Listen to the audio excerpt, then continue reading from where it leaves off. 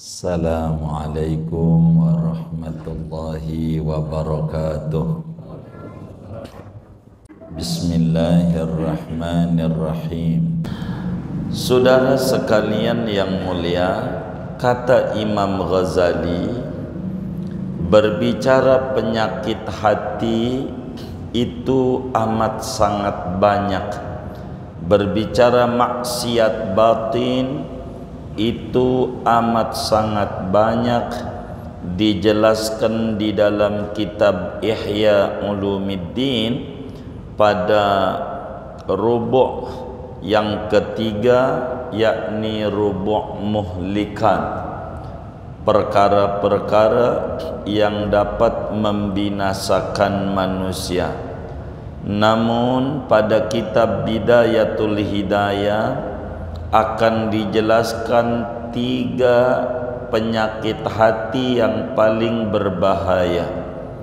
Yang pertama dengki, yang kedua ria, dan yang ketiga ujub. Malam hari ini kajian kita akan membahas tentang dengki, apa itu dengki, dan apa bahayanya dengki pada diri manusia. Apa dampak-dampak buruknya dengki pada diri manusia, lalu bagaimana cara menghilangkannya. Kajian tentang dengki kurang lebih ini, namun mungkin beberapa sesi pertemuan kita masih berbicara mengomentari tentang penyakit hati yang namanya dengki. Hasud, bahasa Arabnya hasad, bahasa Indonesianya hasud, iri, dengki. Ini sebetulnya kata Imam Ghazali, dengki itu adalah satu cabang daripada yang disebut syuh. Syuh itu namanya raja pelit. Ada pelit, ada raja pelit, di atasnya lagi namanya dengki. Jadi dengki itu ibarat buah yang nempel pada ranting yang disebut raja pelit. Ranting raja pelit berangkat daripada akar yang disebut kikir. Ini hasud itu penyakit yang paling berbahaya di dalam hidup dan kehidupan seorang muslim. Jadi ada pelit, ada raja pelit. Yang namanya pelit, kata Imam Ghazali, orang pelit itu orang yang punya barang, punya hartakah atau apa saja yang ada pada dirinya, lalu ada orang lain membutuhkan, minta ama dia kagak ngasih. Namanya orang pelit. Kita punya minuman, begitu, ada orang kehausan minta, ini minuman punya saya. Ada orang minta, enggak saya kasih, maka saya ini disebut orang pelit. Orang pelit. Nah, ada namanya raja pelit. Raja pelit itu apa? Ini minuman punya saya, lalu diminta sama orang lain. Kata Pak Haji Abu Nasir, dia dibantu, gak usah orang yang kaya begitu, gak usah dikasih. Nih air ini punya saya, tapi Pak Haji Abu Nasir ngelarang saya ngasih sama dia, sama si orang nih. namanya Pak Haji Abu Nasir itu disebut raja pelit. Begitu. Apa tuh raja pelit? Punyanya dia, bukan orang lain pengen ngasih kagak boleh, kagak terima. Itu namanya raja pelit. Dengki itulah raja pelit. Orang yang dengki itu adalah orang yang masuk kategorinya raja pelit. Pelitnya udah kelewatan.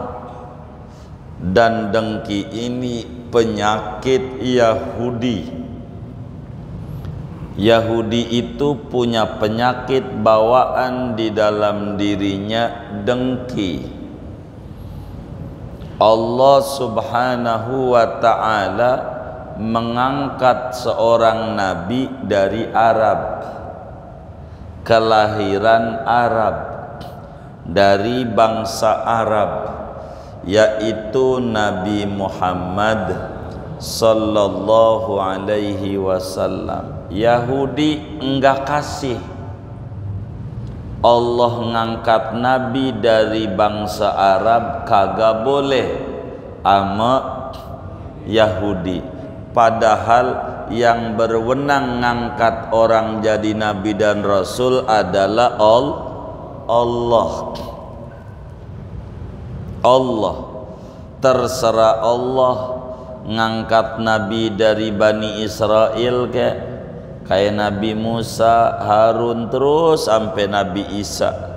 Mau ngangkat nabi dari orang Arab kan yang ngangkat Allah.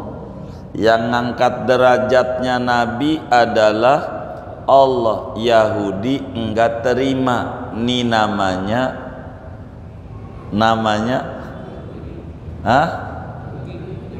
raja pelit. Punyanya dia bukan, Allah ngasih, enggak boleh. Yakhtassu birahmatihi mayyasha.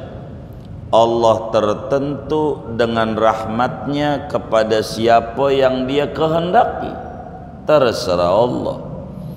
Maka Yahudi enggak terima dengan kenabian daripada Nabi Muhammad sallallahu alaihi wasallam, karena dalam diri Yahudi ada penyakit namanya raja pelit, bahasa kitanya dengki. Dengki. Oleh karena dengki ini penyakit Yahudi, maka muslim enggak boleh ada dengki. Enggak boleh. Jadi bila orang pelit, dia punya barang diminta orang lain enggak ngasih, tapi orang yang raja pelit adalah orang yang enggak boleh ngasih Allah, orang yang mana Allah kagak boleh ngasih hambanya pada nikmat yang Allah punya. Nikmat yang Allah punya kagak boleh dibagikan kepada hambanya, padahal dirinya bukan Tuhan dan bukan bapaknya Tuhan. Maka dia kagak ngasih, itu dosanya amat sangat besar. Kata Imam Ghazali, orang yang raja pelit adalah orang yang kikir pada nikmat Allah, padahal nikmat itu punya Allah, bukan punya dia. Allah ngasih hambanya, dia kagak setuju di hatinya. Ini disebut raja pelit. Bahasa lainnya orang yang dengki. Jadi apa dengki itu? Dengki adalah sifat yang ada pada diri seorang manusia, yang mana sifat ini menimbulkan kegusaran pada jiwanya bila Allah mengangkat derajat orang lain.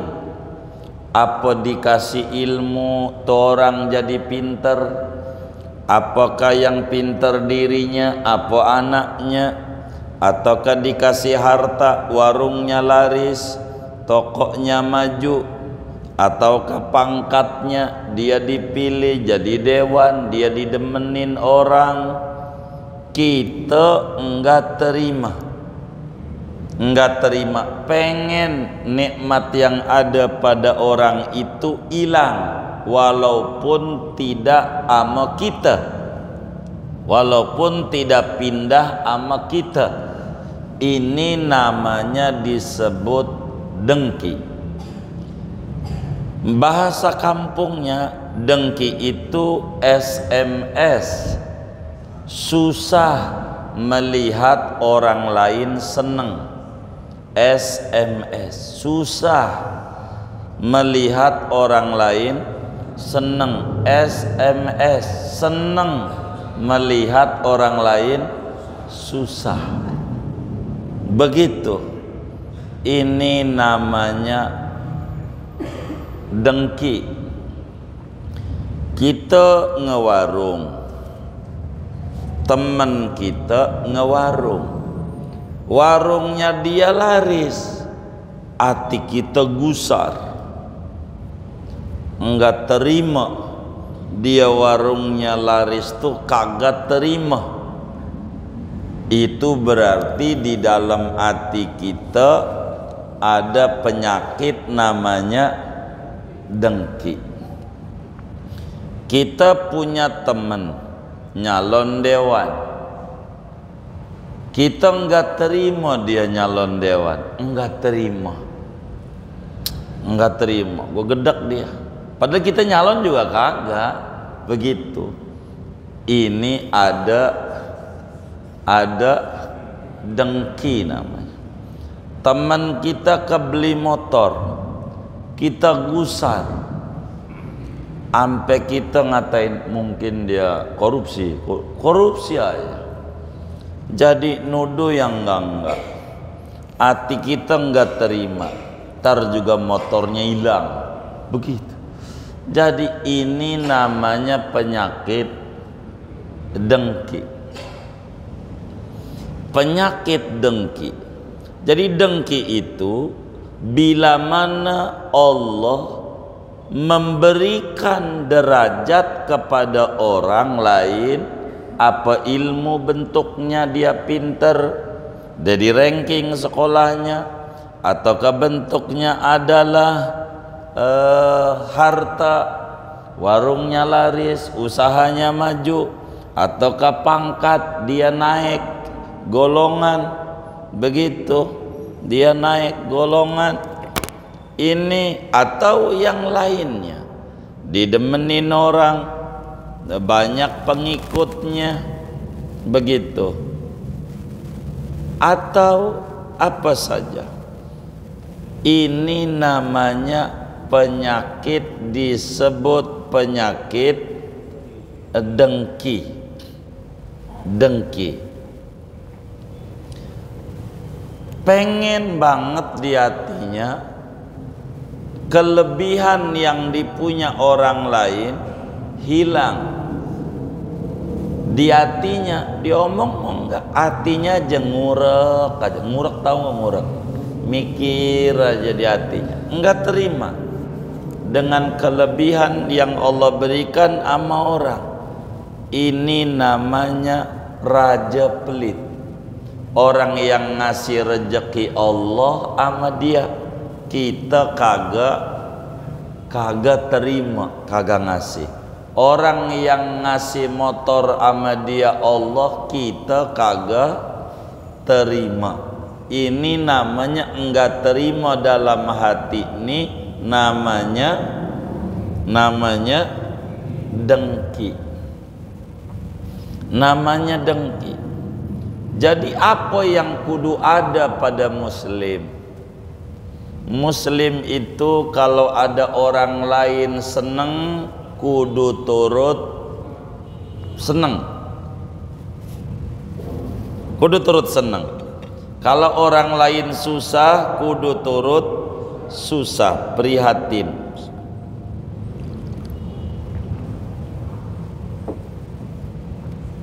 Itu namanya muslim yang baik.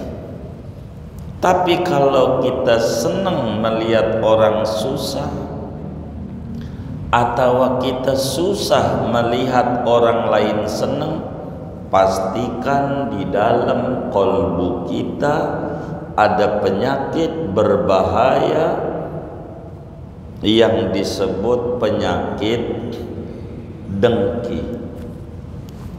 Dengki, penyakit dengki. Ini penyakit amat sangat berbahaya. Dan penyakit lebih parah dari stroke, lebih parah daripada gula, lebih parah daripada glukoma, katarak, lebih parah daripada penyakit-penyakit yang lain. Kenapa? Penyakit ini sulit diobati, kecuali harus demen hadir di majelis-majelis ilmu yang membahas tentang penyakit hati dan cara mengobatinya, baru bisa. Sebab kagak bakalan berani dongeng ama siapa aja. Ada tetangga lagi kebangun rumah meriang, ada tetangga kebeli mobil puyeng di otaknya, mikir aja ngelamun. Ini badannya akhirnya kurus kerempeng, badannya kurus banget. Datang ke dokter, ada keluhan apa Pak? Begini Dok, saya itu kalau ada tetangga maju kebeli motor, saya stres. Saya kalau tetangga kebeli mobil, saya puyeng. Kira-kira berani nggak dongeng begitu tuh? Berani nggak? Berani nggak? Lah kagak. Jadi penyakit ini sulit diobati. Wong dianya nggak bakalan berani dongeng. Kalau penyakit gula, dicek berani, coba cek gula darah saya, gampang. Ini nggak berani dongeng, jadi gimana mau diobatin? Orang dirinya aja kagak berani dongeng, gimana dokter mau ngobatin? Maka dia harus rajin-rajin duduk di majelis taklim ilmu akhlak tasawuf, ilmu cara mendeteksi penyakit hati dan cara mengobatinya. Cara mengobatinya ini namanya disebut dengki. Dengki namanya, dengki. Ini penyakit berbahaya dalam hidup kita. Pegel ama Allah, makin diambulin. Temennya yang didengkiin sama Allah, dia dengki, ditambahin lagi maju, kebeli motor, sekarang beli lagi 2, tambah stres. Begitu, stres, kebeli lagi mobil, tambah puyeng. Mana kemudian tahu lagi yang punya mobil, maju mundur depan rumahnya, tantit, maju mundur. Lo belum bisa bawa mobil baru, kata dia begitu. Tambah stres, masuk rumah sakit gara-gara mikirin tetangganya kurus, kerempeng, makan mau banyak kagak jadi daging, habis mikirin orang lain, stres, masuk rumah sakit.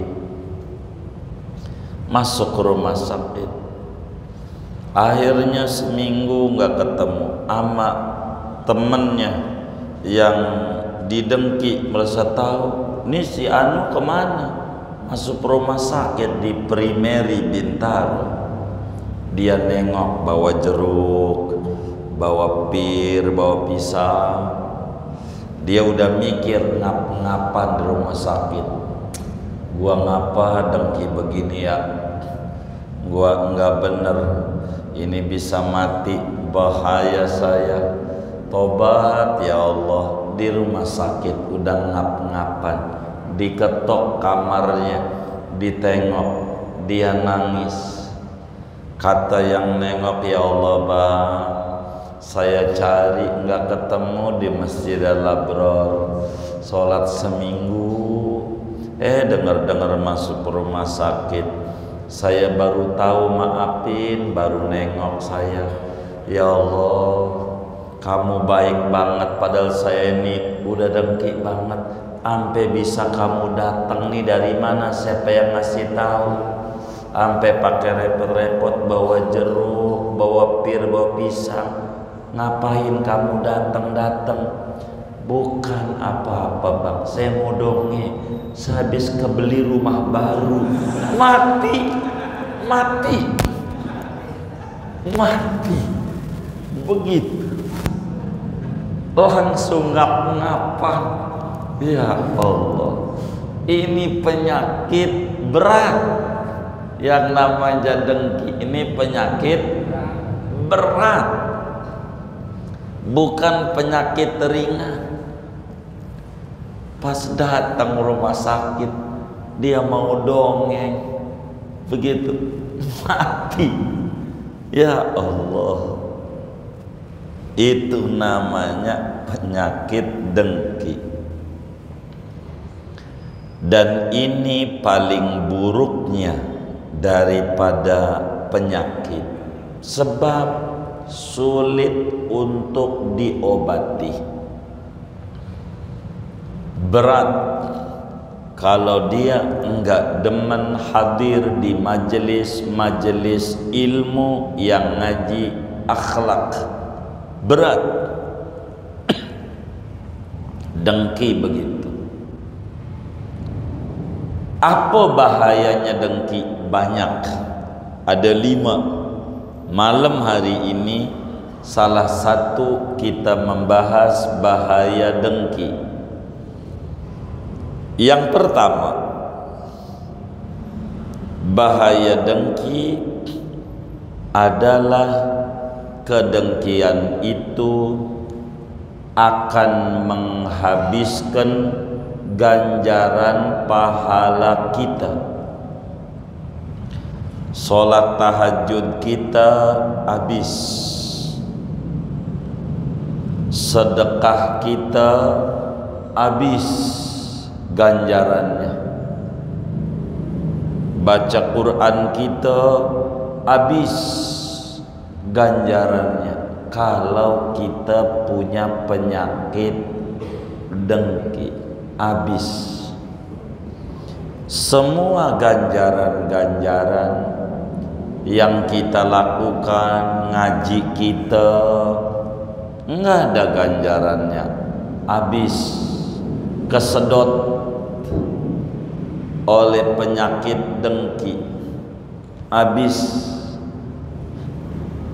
Makanya kata Nabi kita Muhammad sallallahu alaihi wa alihi wa sahbihi wasallam, seperti apa yang diriwayatkan oleh Imam Ibnu Majah di dalam kitab sunannya, kata Nabi, al-hasadu ya'kulul hasanat kama ta'kulun narul hataba. Dengki itu dapat memberangus segala macam ganjaran-ganjaran kebaikan, sebagaimana api dapat melahap kayu bakar yang kering sampai habis jadi debu yang berterbangan yang tidak ada manfaatnya. Satu, bahaya dengki, ngerusak ganjaran, ngilangin ganjaran, ngeberangus ibadah yang udah dikerjakan bertahun-tahun. Kita ambil contoh agar gampang memahami ajaran ini.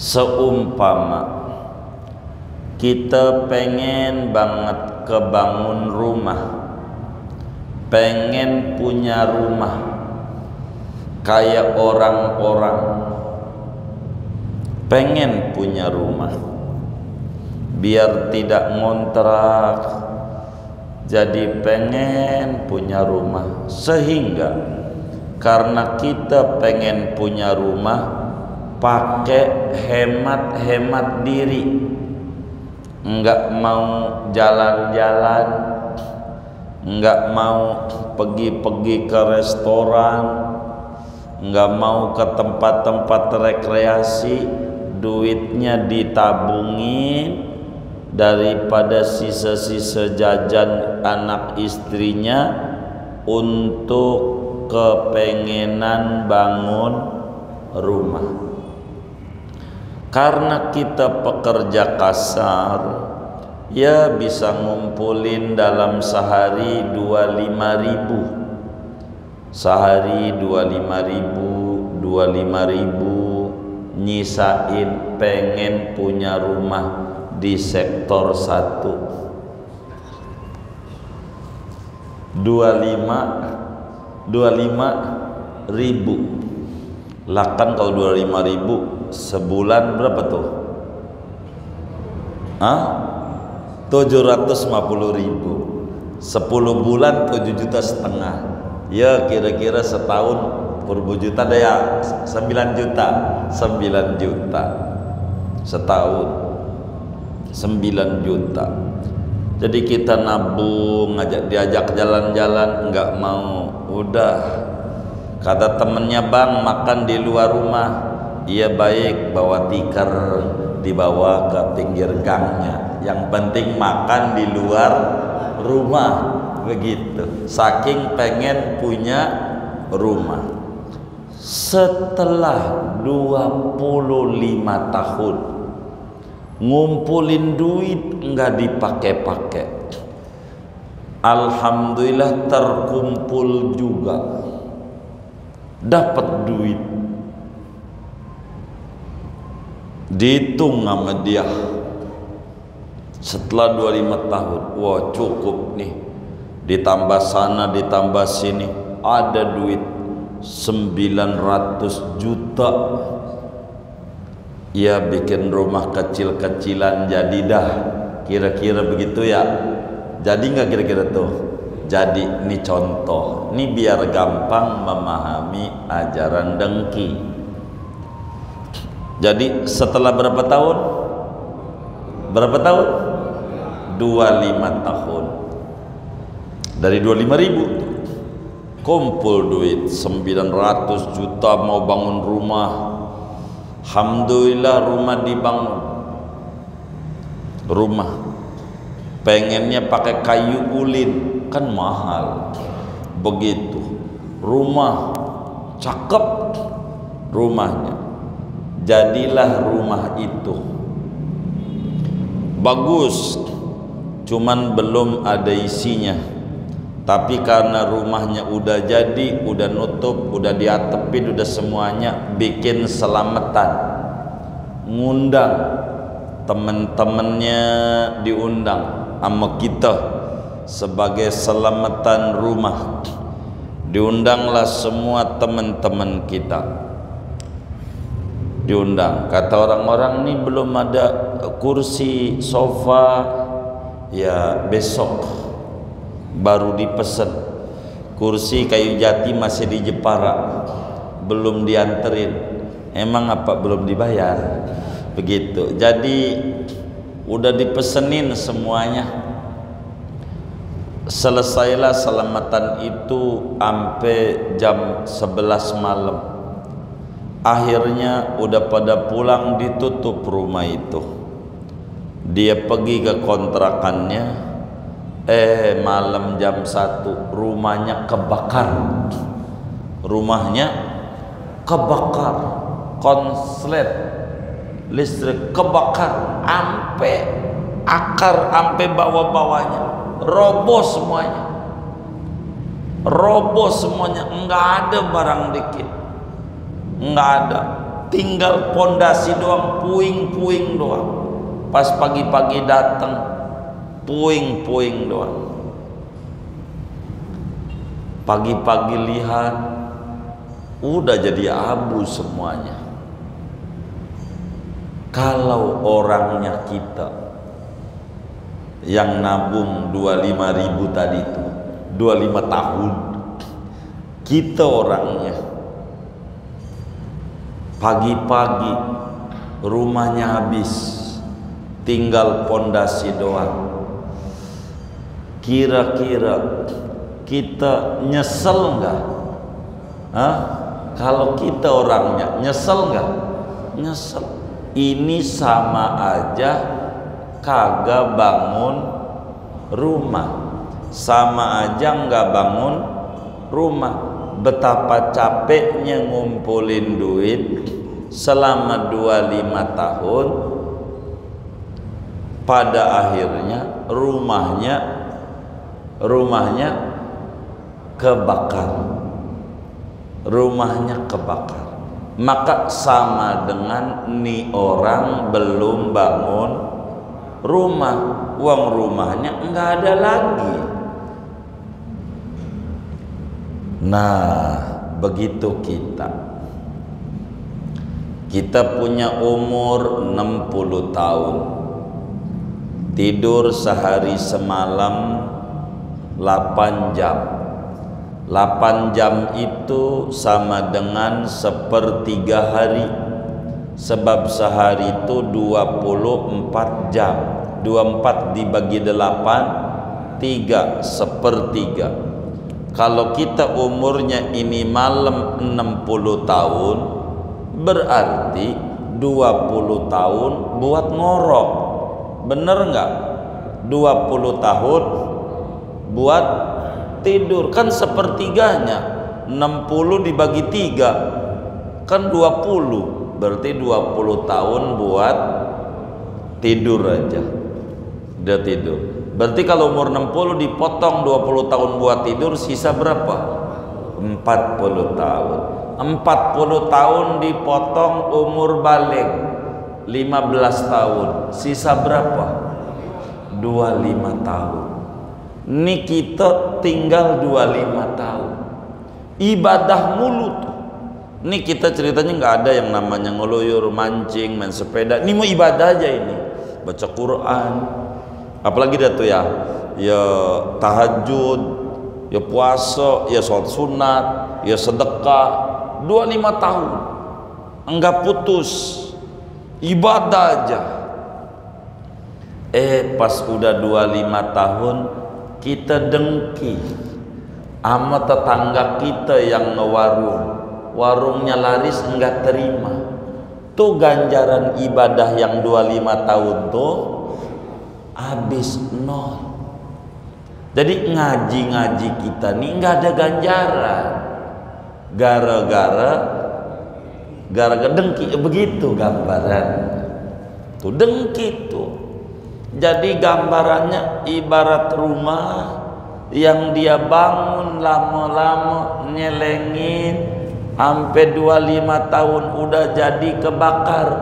Bes, kata Nabi, al-hasadu yakulul hasanat.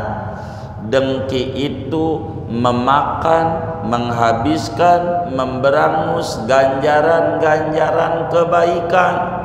Ngajinya, sodakohnya, baca Qur'annya habis semuanya. Sebagaimana api menghabiskan bangunan rumah yang capek-capek ngumpulin duit bertahun-tahun pengen punya rumah, ujungnya kebakar.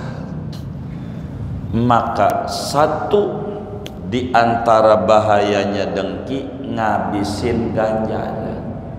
Itu kalau punya ganjaran. Lah kalau kagak, udah alamat di neraka paling bawah.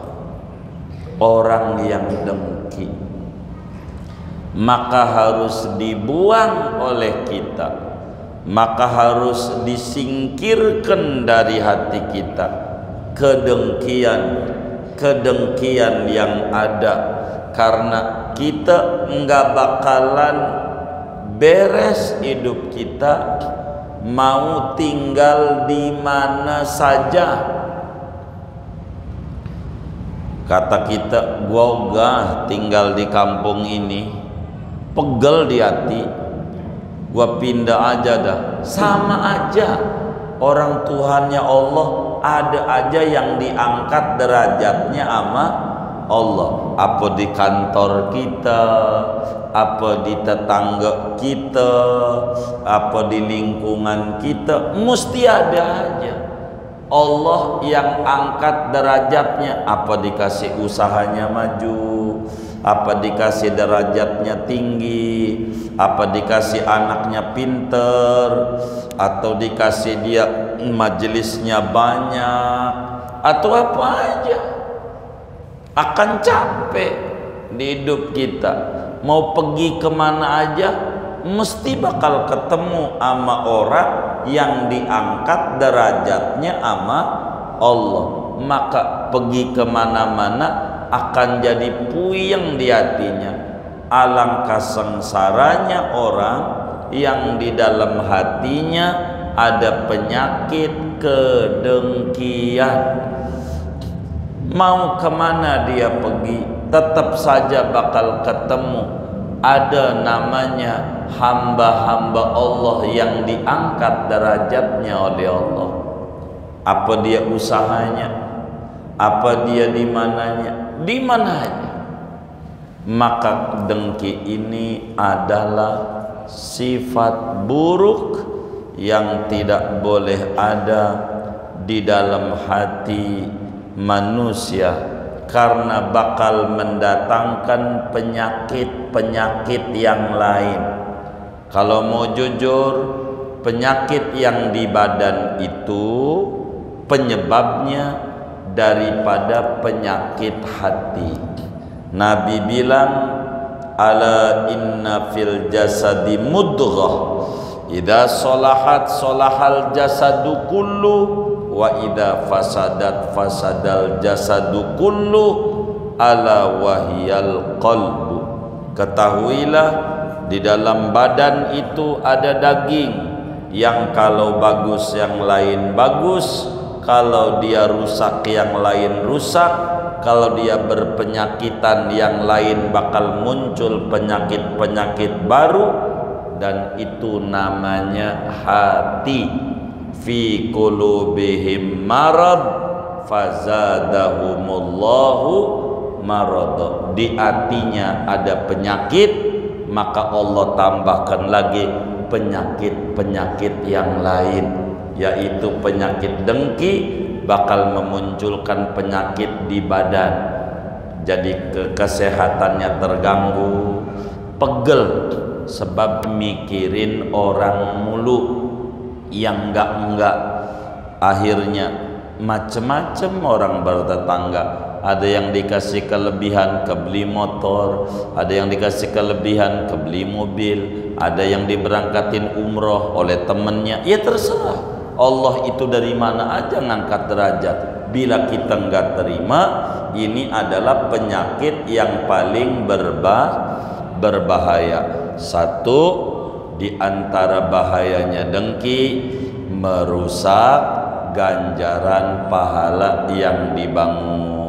Alangkah meruginya orang yang capek-capek ngaji kesana kemari, yang capek-capek tahajud saban malam, yang capek-capek daripada berbuat kebaikan, pada akhirnya ganjarannya habis, diberangus oleh penyakit namanya kedengkian. Imam Ghazali di dalam kitab Minhajul Abidin menjelaskan, andai seorang hamba Allah tahajud tiap malam 100 rakaat, 15 tahun gak pernah putus, lalu ada kedengkian, maka ganjaran tahajudnya 0, nggak ada barang atu gara-gara diberangus, dilahap, dimakan, dirusak oleh penyakit yang namanya dengki.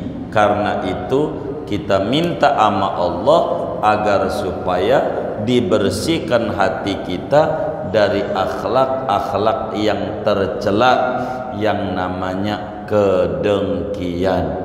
Kita minta sama Allah akhlak-akhlak kepujian, akhlak-akhlak yang terpuji.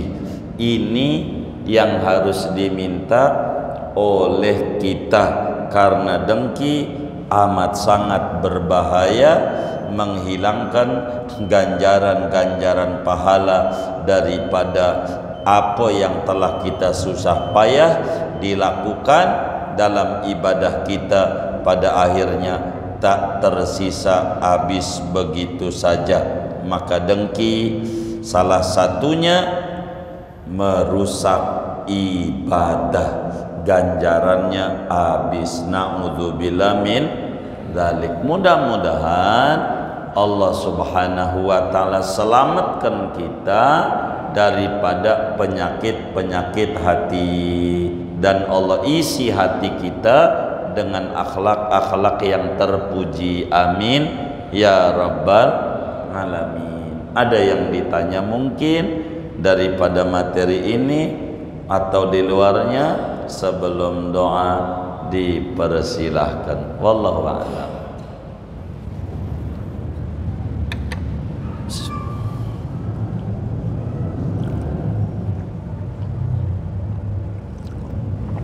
Baik. Iya, baik.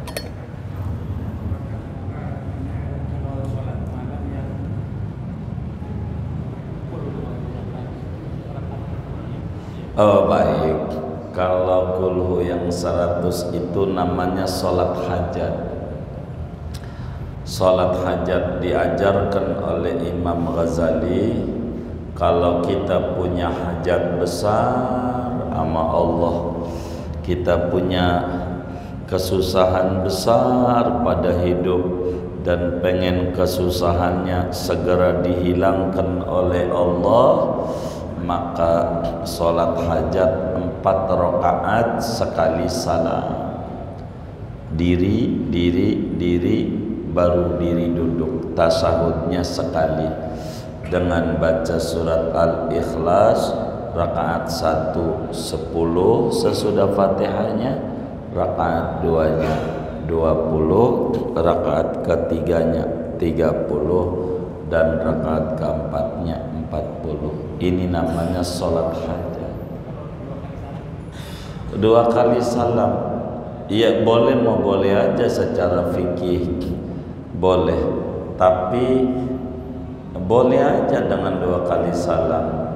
Cuman sayanya enggak punya ijazahnya yang 2 kali salam, tapi boleh, enggak apa-apa. 2 rakaat salam, jadi 1 10, rakaat 20 salam, baru bangun lagi 30 40, enggak apa-apa. Boleh aja secara fikihnya, boleh aja.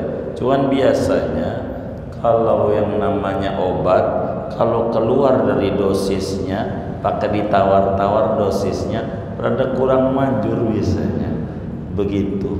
Jadi tapi dosisnya, tapi nggak apa-apa, boleh saja. Kita datang ke apotek, saya tebus separuh aja obatnya, separuh sama apotek boleh biasanya. Boleh nggak?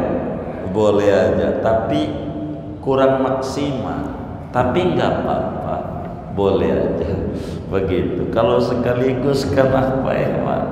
Begitu ya, namanya orang susah apa juga dikerjain. Orang susah apa aja bagus, kurang lebih begitu. Wallahu a'lam.